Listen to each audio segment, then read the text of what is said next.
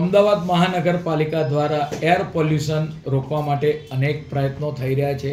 એક wall two wall road હોય, બીજું આપણે વાત કરીએ કે રોડ પછી એની ફૂટપાથ બનાવવાની હોય, ત્રીજી વાત કરવામાં આવે તો અનેક ગાર્ડનો 30 લાખ વૃક્ષો ગયા વર્ષે વાવવામાં આવ્યા હતા.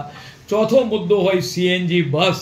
આપણે વાત કરીએ કે ઇલેક્ટ્રિક બસ, આપણે પેટ્રોલની બસો, ડીઝલની બસો ટોટલી બંધ કરી છે અને હાલમાં મહાનગરમાં પોલ્યુશન ઘટાડવા માટે સીએનજી બસ અને હાલમાં ઇલેક્ટ્રિક બસનો ઉપયોગ મેક્સિમમ થઈ રહ્યો છે.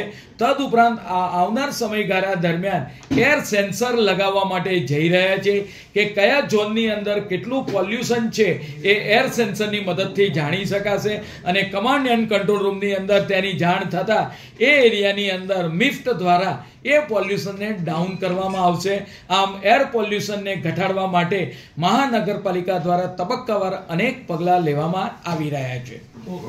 મહાનગરપાલિકા દ્વારા મિશન મિલિયન 30 લાખ વૃક્ષોનું આયોજન કરવામાં આવ્યું હતું. તેમાં એનજીઓ સહભાગી થઈ હતી. તદુપરાંત આપણે વાત કરીએ કે જે રીતે વાત કરીએ કે નવો કોન્સેપ્ટ વર્ટિકલ ગાર્ડન, બ્રિજોના જે પિલ્લર આવેલા છે એ પિલ્લર ઉપર પણ એક તો બ્યુટિફિકેશન વધે. તદુપરાંત જ્યારે 4 રસ્તા પર ગાડીની બ્રેક વાગે ત્યારે ગાડી ચાલુ રહેતી હોય ત્યાં કાર્બન ડાયોક્સાઇડ પણ વધારે ઉત્પન્ન થતો હોય છે. તો ત્યાં આગળ 4 રસ્તા પરના જે બ્રિજોની નીચે વર્ટિકલ ગાર્ડનના ભાગરૂપે વૃક્ષો વાવવામાં હાલ આવી રહ્યા છે. હાલ હેલ્મેટ જંકશન પર આની શરૂઆત થઈ ચૂકી છે, જે અમદાવાદનો પ્રથમ પાયલોટ પ્રોજેક્ટ છે વર્ટિકલ ગાર્ડનનો.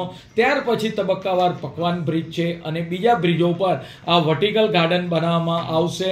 તદુપરાંત આપના તરફથી થયેલી રજૂઆત અંગે ચોક્કસ કાર્યવાહી કરવામાં આવી છે અને જે પણ એજન્સી આવી પ્રકારનું કૃત્ય કર્યું હોય તેને દંડાત્મક કાર્યવાહી પણ કરવામાં આવી છે.